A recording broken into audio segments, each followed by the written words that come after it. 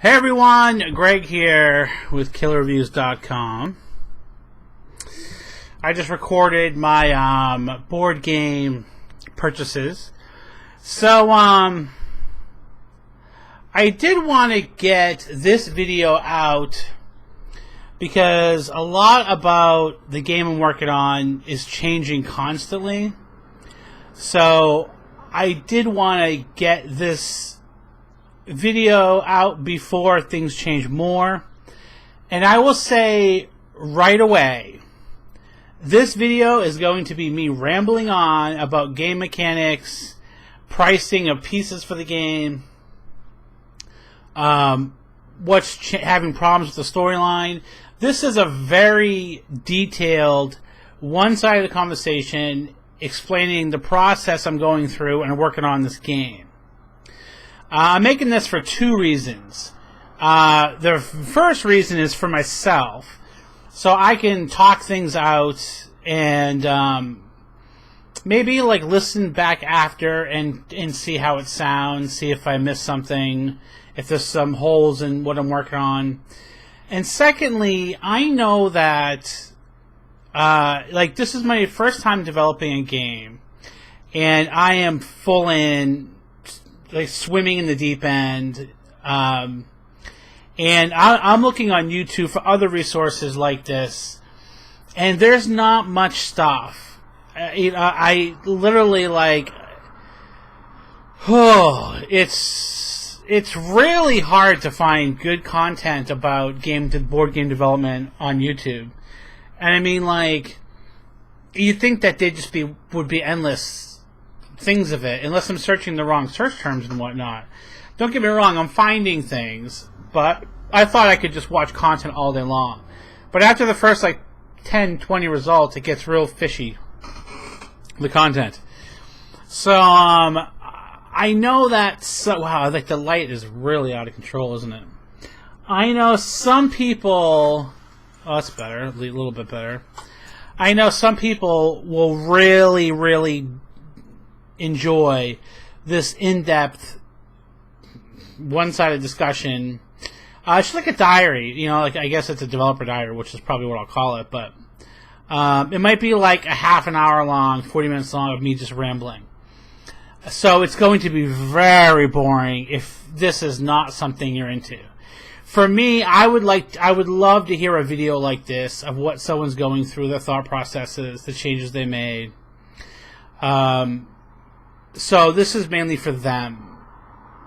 So with that being said, I give you that warning, and you can, feel free to drop out whenever you want. But I made a list of some things I'm working on, some bullet points and some key things that I've been working on the past few days. And it's funny, even as I write this, probably at 6 in the morning, just even today has almost passed, and I have a whole new updates on things. Okay, so this is the developer diary number 1.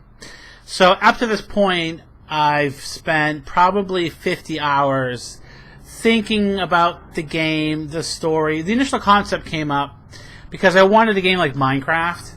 I wanted a game where you could gather resources and craft things. I wanted Minecraft on a board. And then I thought about, well, it'd be really hard to get that license probably. So maybe I'll make up my own game centered around the idea of mining and crafting. And within, after a day, it was very much a Minecraft ripoff. But over 4 or 5 days, I started adding different mechanics, different creatures that I thought, I wasn't stealing creatures from Minecraft. But over time, just things change. And some of the core elements of Minecraft are the same, like mining, crafting beds, crafting furnaces. Some of those core ideas are there, but it very quickly veers off in its own direction. So, one of the things that, one of my main goals this week, well, it's a few main goals. One of them was to get an artist involved. And it's a very early, extremely early in this process of developing this game. I haven't even tested it yet. I played the game with my son on pieces of paper, a very basic game of like rolling for mining, rolling to see what mine you get, what ore you get, rolling to see what ore you get, fighting monsters, opening new tiles, rolling to see how much wood you gather. Very, very basic on paper drawings, and we had a really good time. And I haven't played it since. So this has been actually played for a total of maybe like 2 hours. But in my head, I feel like I have a very good understanding of how the game would work. I played so many games. In my head, I'm like, okay, so every turn you get to do this and this.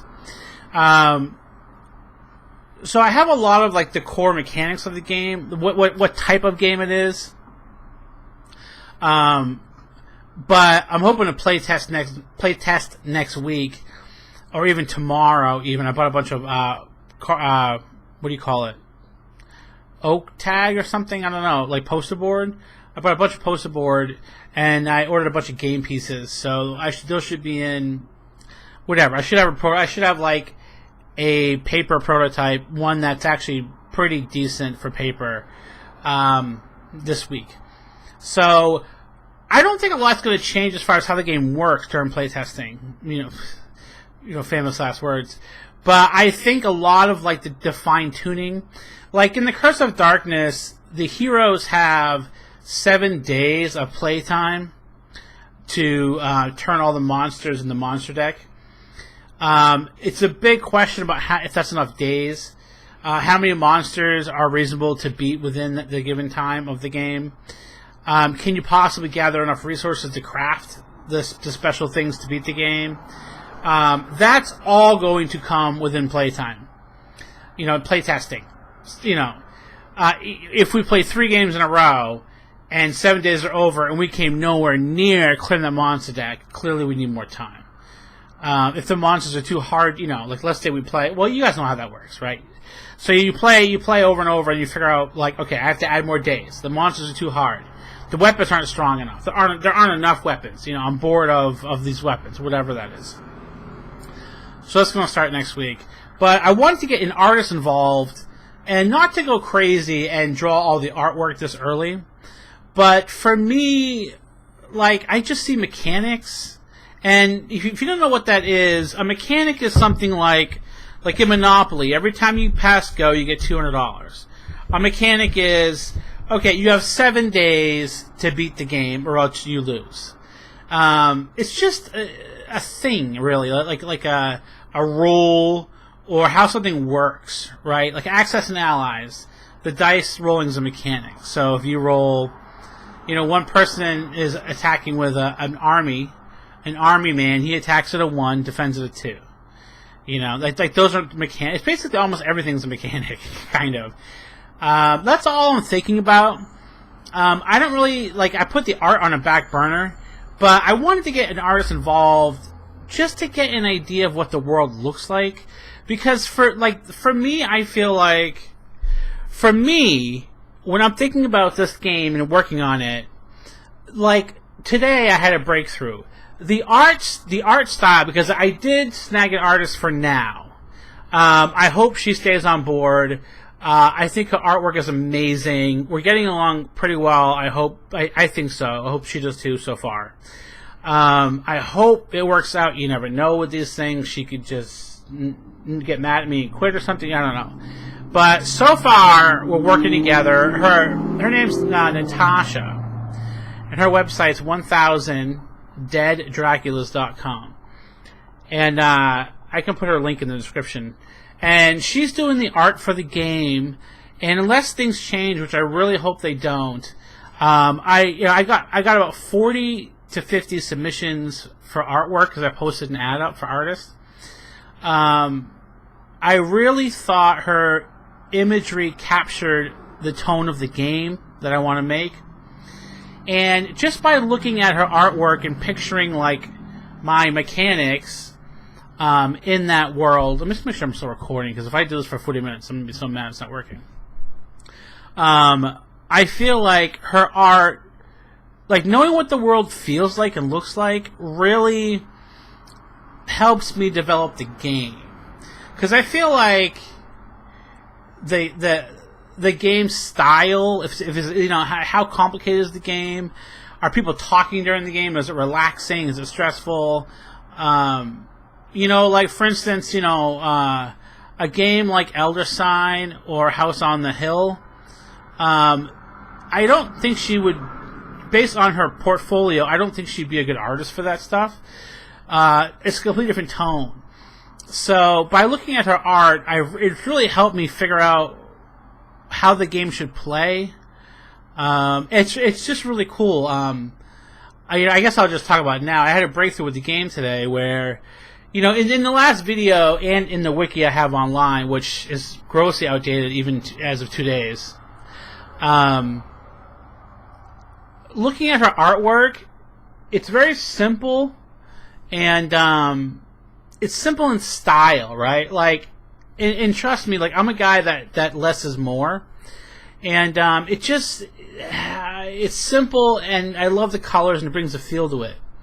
And because of that, I felt like I wanted to not complicate the game a lot, like still have the enjoyment of mining and gathering resources and fighting monsters, but like have a very simple and clean, like every time you fight, I don't want you like looking at your armor. I had a helmet, a chest piece, a shield, legs, and that would add. It was just like Dungeons and Dragons, right? And then like if the bad guy has like an armor class of 15, I have to roll a 20-sided die, and if I get a 15 or higher, I hit the monster, right? But then I have to add like the adjustments for my weapon. And then if the monster's immune to certain things, or if the monster has a special attack, and it didn't, for me, fit the tone. The artwork really inspired me to say, like, and it's funny because this is the way the combat worked on the very first night that my son Gage and I played the game. So then I'm like, you know what, like, instead of having a monster card that has, these abilities listed out on it, do I actually have an example monster card? No, I don't. Shoot. I'm like, let's just have a picture of the monster on the card, because whenever you fight, you draw a card from the monster deck, and there's a monster on it. I'm like, let's just have just the monster and a number. Well, the monster's name and a number, and what it drops, right? Simple. If you roll a 10, you hit the monster. At 10 or higher, it hits the monster, and then if you miss, you automatically get hit and lose a heart. There's no losing 2 hearts, 3 hearts, nothing. You just lose a heart. You can choose to run or choose to fight. Roll again. If you hit it, the monster dies. The monster doesn't have any hit points. It's a very like cruise line, streamlined thought of combat, right? And I believe the characters will have an attack and a defense, but only because, like, if they get a sword, that might be like +2. That's all it is. So let's just say every character there's 6 optional characters, probably 6 to 8 optional characters you can play in the game. But whenever you play, you pick one. So one player is one character. These characters will have like an armor class of 10. An attack of 10, right? So if a monster ever wants to attack, well, actually, I guess they don't. I guess armor class is irrelevant because they get hit anyway. But they do have an attack, right? So if a monster has, if it's an 8, right? Let's say it's a zombie, it's probably like an 8 out of 20 to hit. If you roll a 7 and your sword happens to be +1, you would hit the monster. Like, I still want to have some thought. Like, I'm not playing Candyland, so I still want to have some thought to combat. So if you find a magic sword and it's +1 to 3, like, let's say it's +3, and I want kids to be able to play this too. So if they roll and they see the sword's +3, they just add 3 to their roll. So today the artwork really made me think. just something more simple. And, you know, if the game actually does take off, which would be great, I could see myself... excuse me. I could see myself doing a more advanced version of the game. Maybe with like a little darker artwork. I think that'd be cool. But, so that's the differences in working with an artist. And the artist's website is 1000. It's 1000deaddraculas.com.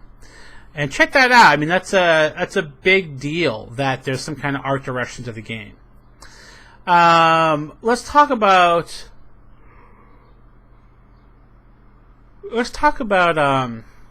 pricing out the game. I tell you, like, I really had no idea how important it would be to price out the game. And I don't know how most game developers do it. Trust me, I'm a first-time game developer. I mean, I'm not even a game developer. I'm a guy that's making a game. After I have a few games made, I'll be a game developer. Right now, I'm not. I'm just some dude trying to make a game. But I'm taking it very seriously. But I'm sorry. Whenever I do this, whenever I do these types of videos, maybe because I'm it's so boring. No, I'm joking. Okay, I'm sorry. I'm exhausted, and I've had a couple. Let's do a shot to wake myself up. To Curse of Darkness and getting an artist.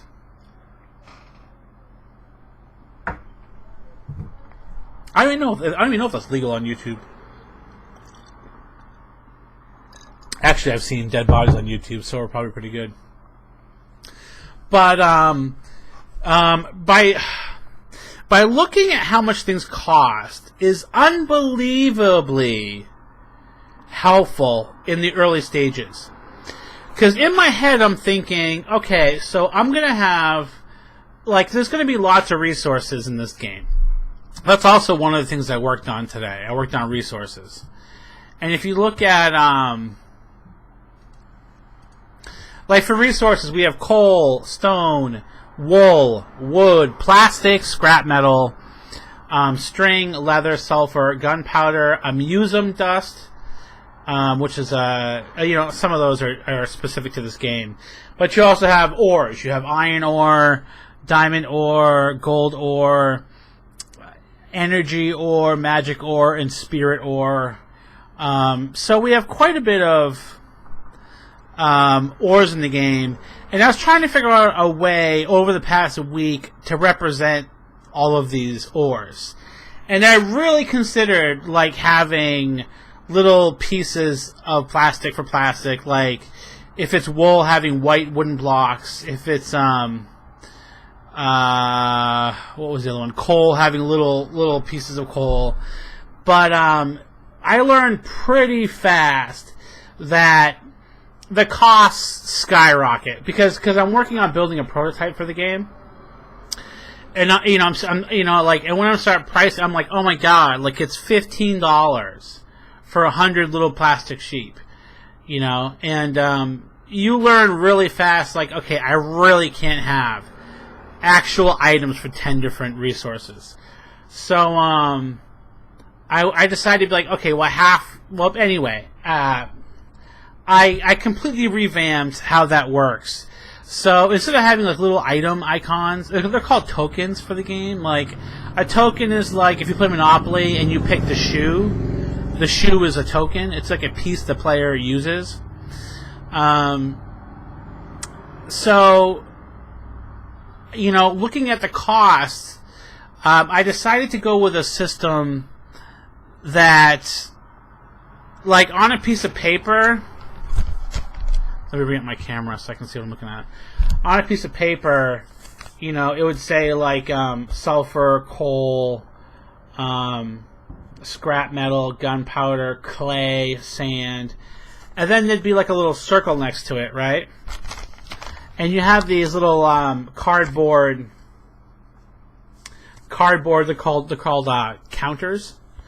So let's say you chop down wood and you get 3 pieces of wood. You would take 3 little cardboard counters and put it over, or put it next to the wood, like the picture of wood. So you'd have a whole sheet of all your resources, and then little counters next to it, and you could see, you could manage your resources that way. So instead of me spending money on like nice little plastic sheep, nice little plastic pieces of wood, all you have is a sheet of paper, which would be like nice cardboard, all colored with graphic design and artwork. But then you just have little cardboard pieces. So the cost of just making that change drastically lowers each cost of making the game. I'm aiming for if somebody could pay $30 for this game, that would be an amazing price point. $40, I cannot go higher than $40 to sell the game. The thing is, like, I could design this game and have it be like a $60 to $80 game, and have like really nice pieces and tokens, and have like, how like if you have Monopoly and you buy like the Ultimate Edition, you have just much better tokens. You have like additional features like the little spinner wheel, whatever. But it's the first game I'm doing. And I want people, the most important thing is for people to play the game. If somebody said to me, Greg, 5,000 people will play your game, but you won't make a penny off of it, but you're going to spend like 1,000 hours developing the game, that would be perfectly fine for me. Eventually I want, look, if this goes well, I'm working my ass off on this game, but I absolutely love every minute of what I'm doing. Some of it's tedious, right? Like whatever. Some of it's really tedious, but it's so awesome to put together something from literally nothing. And I think it's so cool that the world is just there, and then you can put something in the world. I mean, obviously, it's the same thing with artwork, with music, but eventually, maybe I would like to do this as a career. But just for my first game, if I can get, I want as many people to play this as possible, and that's way more valuable to me than money. So I can get a name, and people will believe in the product when they hear my name. So I want to design the game to keep it as a reasonable price, because I think that's most important to get it in as many hands as possible. If it's more reasonably priced, I think that's the number one way to get my goal to happen. With that being said, I don't want to make it so cheap where there's not a good experience, because when I play a game with nice pieces, I have a better time. I don't know. That's the way it is. I love opening games and looking at the artwork. So I'm trying to find a nice balance. And working with the artist has been a really big help in that direction, because she charges so much per card, and I pay so much per card to have it printed. So last night I was pricing out, I wonder if I have my notes somewhere. I have all these notes, right? Silver bullets for werewolf. Monster looks like, monster named Blockhead looks like Frankenstein, right? Isn't that funny? Like, I have all these notes, all these various monster names. Puffermen, food grower, the theme of the game. I have pages and pages. But we were talking about, pricing out cards. So originally I was thinking like, Minecraft, right? Like if you're mining iron, diamond, gold, then you can craft pickaxes. Gold pickaxes, diamond pickaxes, iron pickaxes. But here's the deal, people.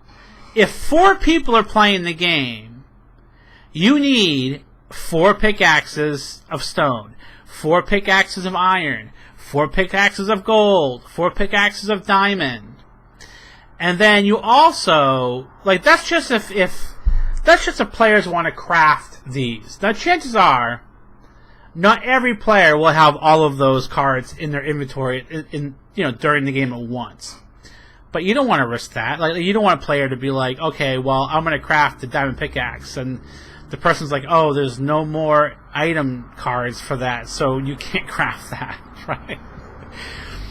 But also, there's, like, I would call those common items. There's also common items within, like just the item deck, the card deck. So let's say if you beat a monster and it says your treasure is to draw an item card, you would draw an item card. So not only does there need to be like cards on hand for things that the players craft, right? Let's say the players craft a backpack. I need like 4 backpack cards plus a few like in the item deck in case people have a backpack on them and they get a reward for doing something and pick an item card and it's a backpack. I don't need, like, let's say there's a magic item called like the Ring of Life, where you like every turn you get 1 health back. I don't need 5 of those, 6 of those, because not every player is going to get a Ring of Life or whatever. So it got me thinking, right? Like, okay, I need 7 stone pickaxes cards. 7 cards of the stone pickaxe. 7 cards of the gold pickaxe. Literally times, like, so 7 for each one of those, for a shovel, an axe, a pickaxe, for a head, a helmet, legs. Like that sounded great because Minecraft does it, but when you do that math on paper, you're talking about like the game coming with like 300 cards. I mean, that includes monster cards, item cards. And that's just crazy. Like, it was like $10 to get the cards required just to put in the game. And that's at a bulk cost of printing 100 games. Okay? So, last night I'm doing this math and I'm like, oh my god, like, this is a nightmare. Like, I'm gonna, like, I gotta pay to have all these cards when, it sucks to have 7 of these boring items. So, today, like, that was last night. Today, last night I had a huge conversation with the artist over Skype. And today, one of my major goals today was to look at how the board functions. Because the artist needs to know, artwork-wise, like, what the project requires. Does it require artwork for how many cards does it require artwork for? Does it require a board? Like, how many characters cards is she drawing? So I had to really give some thought to resources. That was my project today. Resources and the board. Now, I've showed you guys before. Let me see if I can. I'll get the wiki up.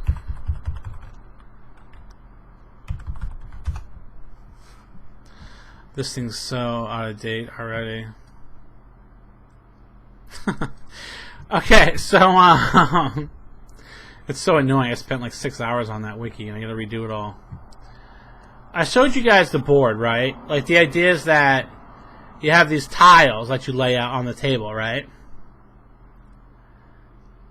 See those like, what are those? Hexagons? 6? Sexagons? How about that? Sexagons. I think hex and octo's 8, because Octomom has 8 kids, right? That's how we do that math. Here's my problem. I'll show it to you again to give you so it makes sense. Look at this, right? The board is a table. I can't stand that.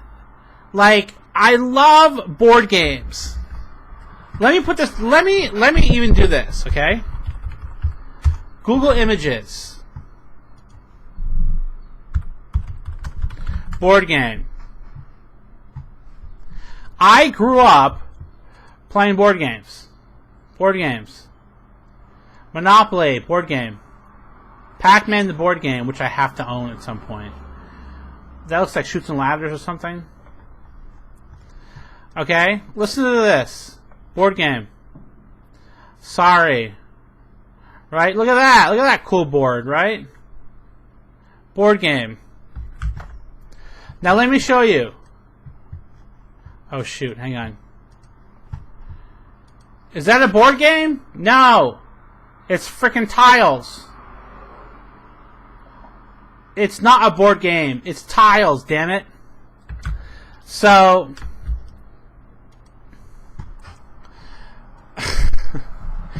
so this has been driving me crazy for like a week. You know where this really hit me? Because the reason people choose these tiles is because it allows you to be very random. A big part of games right now is keeping things fresh and random as you play. So the idea is when you put a tile down, you don't quite know what it's going to be, right? So every time you play, the world kind of grows as you play. That's why I chose the tile process for the Curse of Sadness. But I've always wanted a board. And there's this one game I found online. There's probably more that do this, but I just happened to come across this game. And they have a board. Actually, you can probably see it in one of those pictures. They actually have a board. Yeah, you can see it right here.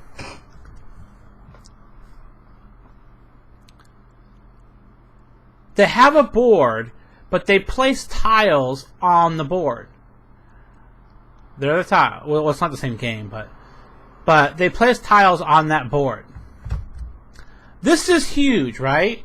So this got me thinking, holy shit, like I can have a board and have tiles.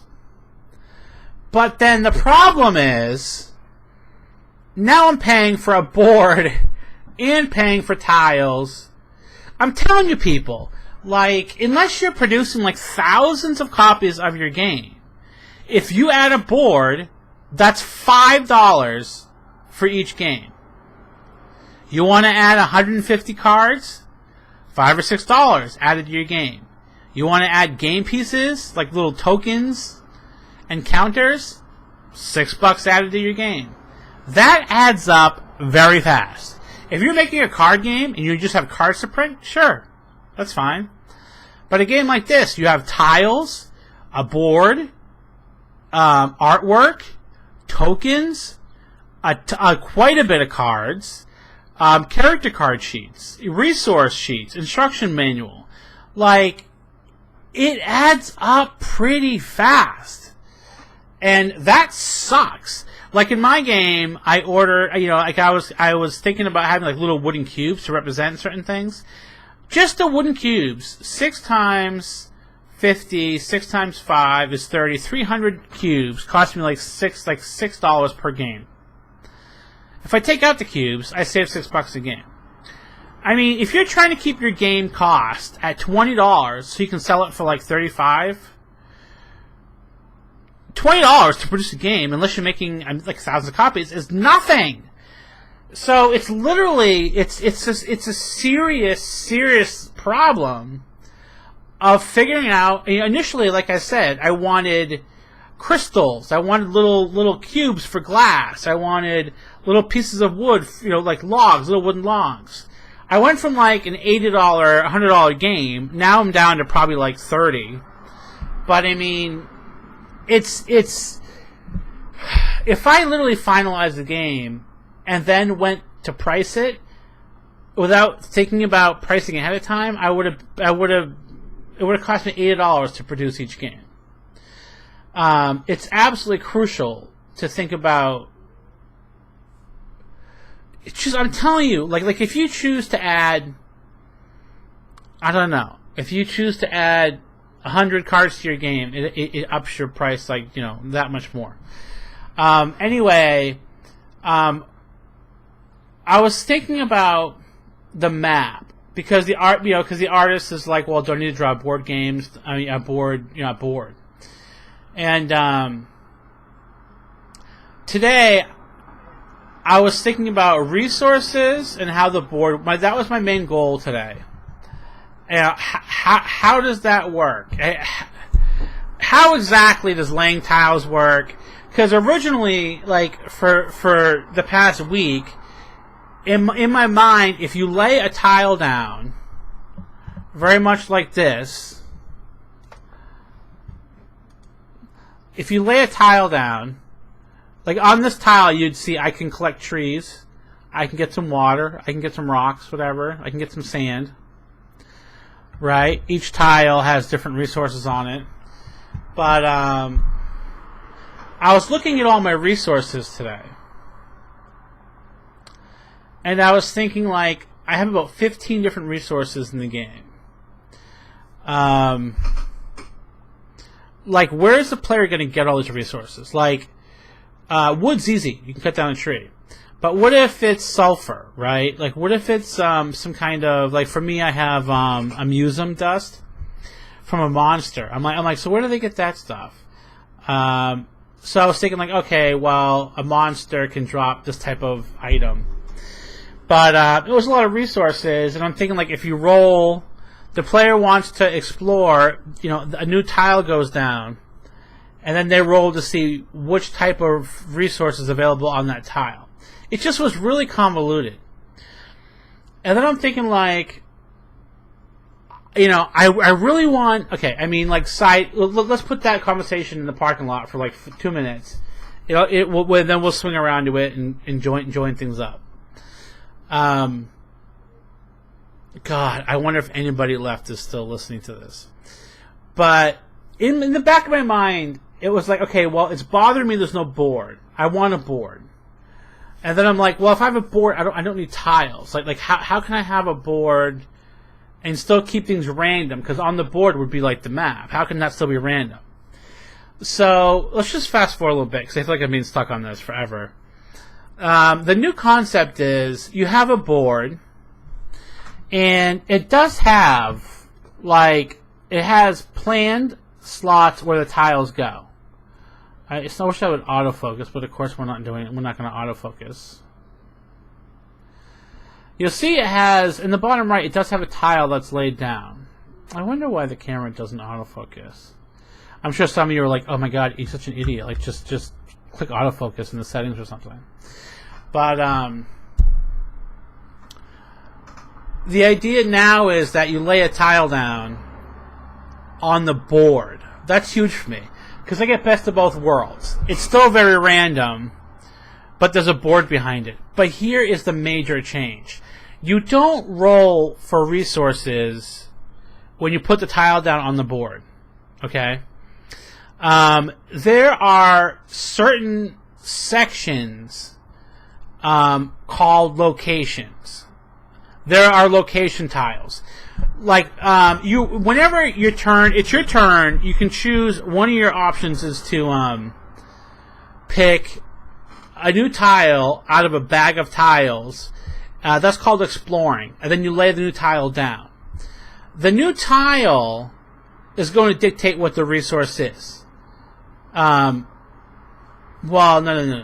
What the location is, not the resources. So the majority of the tiles will just be land tiles, just like grass, trees, water. So if it's your turn, you want to explore, you pick one of those. You can, if you pick like a generic tile, you know, you can get wood. I think it's wood, sand, and clay.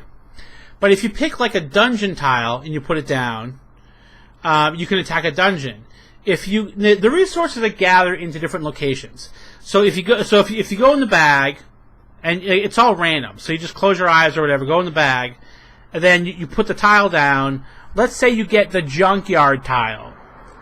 There you can gather plastic, scrap metal, and something else.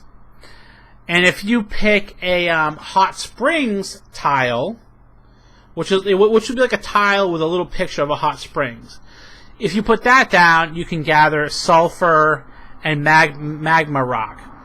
And then the biggest breakthrough was the trading post tile.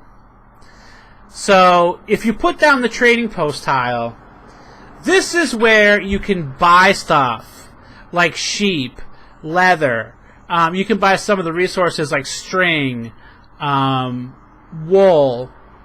You can buy some of the more rare resources. Like sulfur is only... You can only find sulfur in a hot springs. But let's say you need sulfur and you haven't found a hot springs tile yet. You can buy sulfur at the trading post. Okay? But here's my thought process.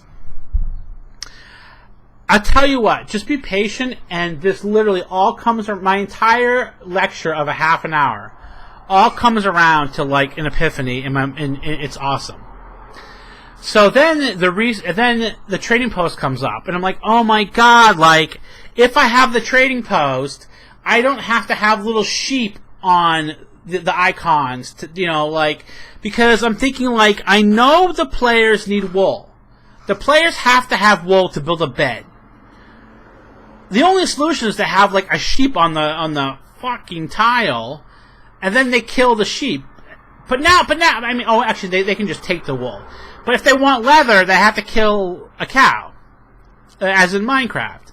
So now the players are killing animals, and I'm thinking, like, oh my god, this is a nightmare. So when I think of the trading post, I'm like, oh my god, like, they can get every resource there.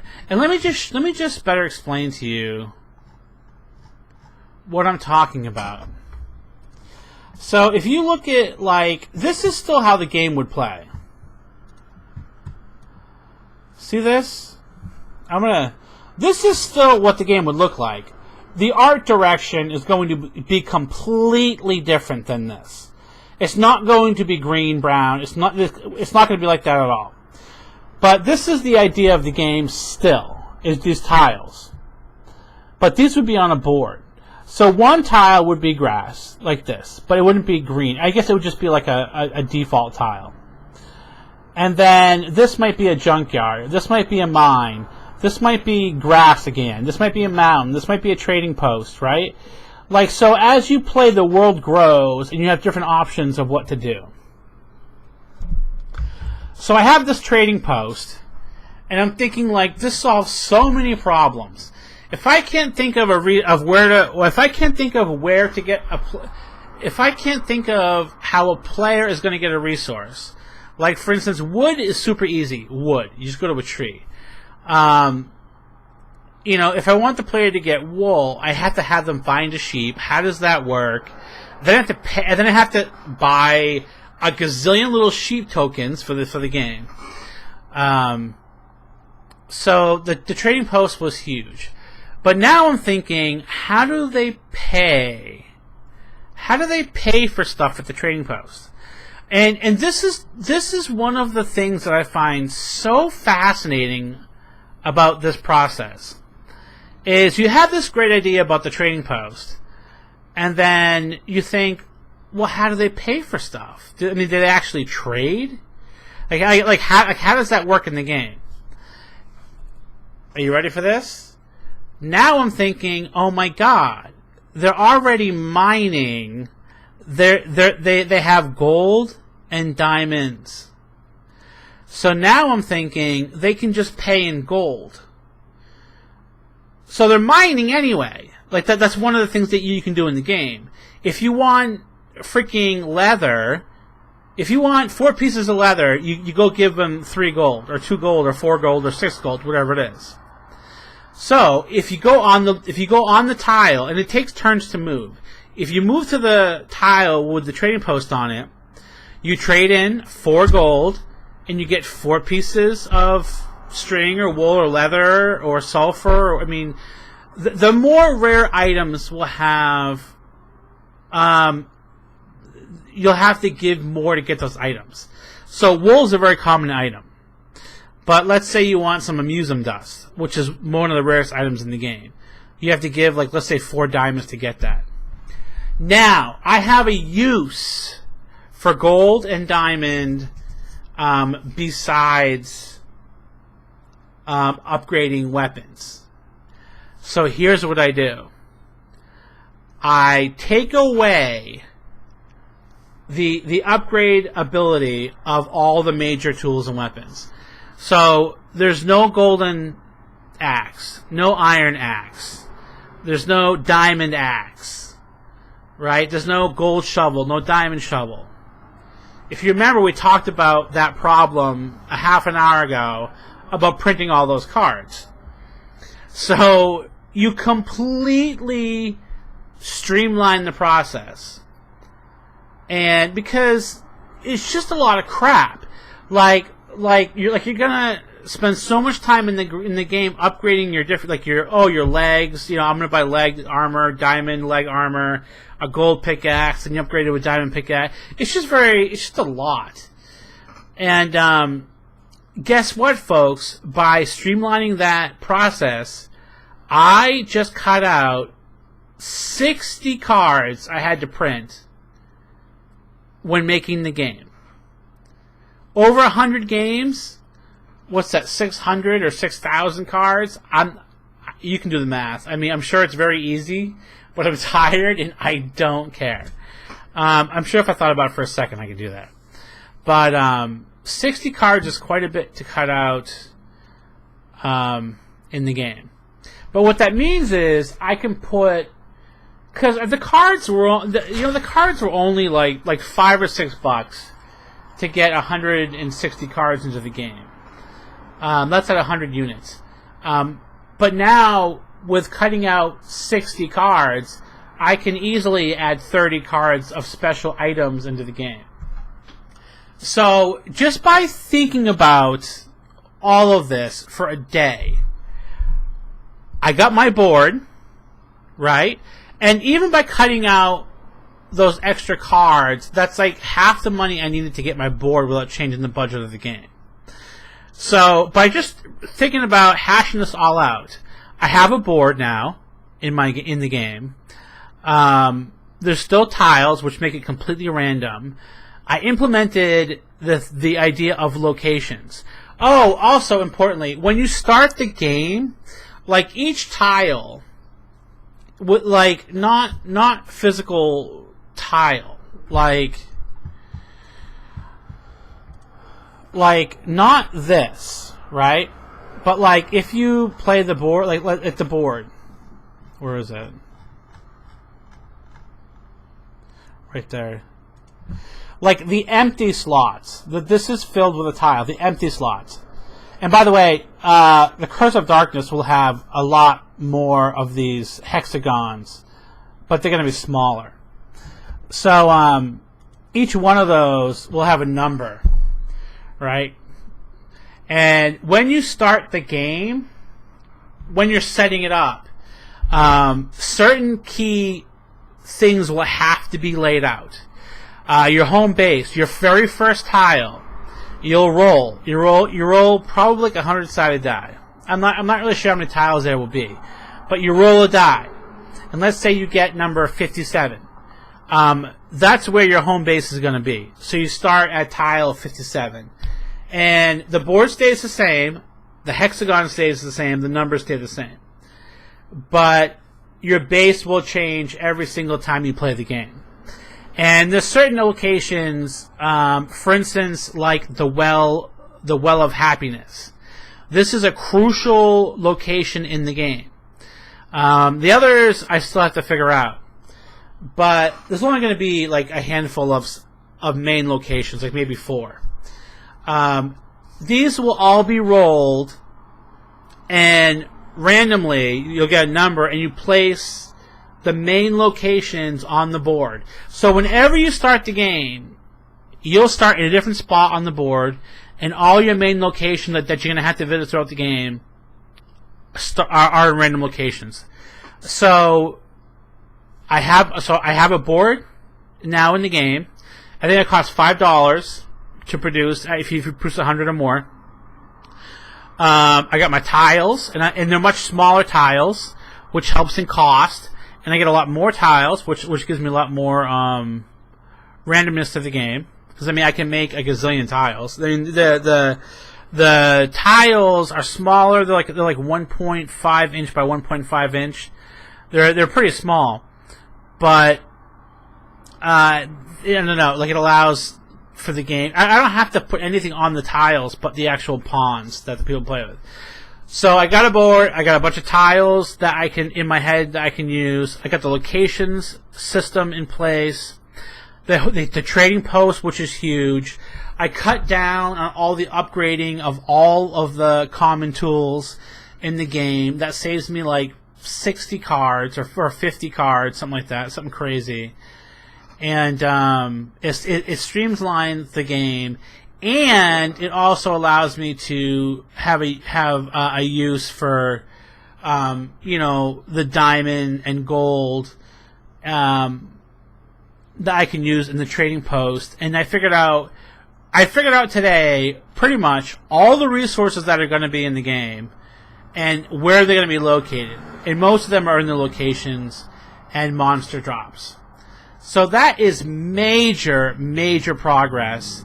And I've pretty much nailed down how the game will work as far as what's in front of the player. The players are going to have cards in their hand, items in their hand, a character sheet in front of them, there's going to be a crafting guide that they can reference to how to craft things, and then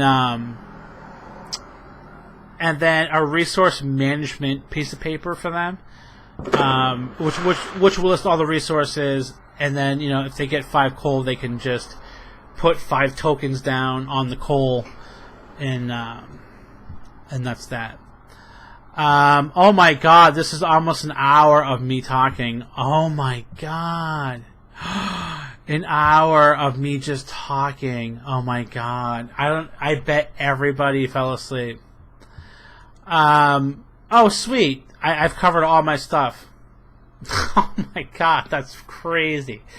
The last thing is like I said earlier, I bought some poster board markers, and I'll be playtesting hopefully tomorrow and next week. But I don't think anybody's still here.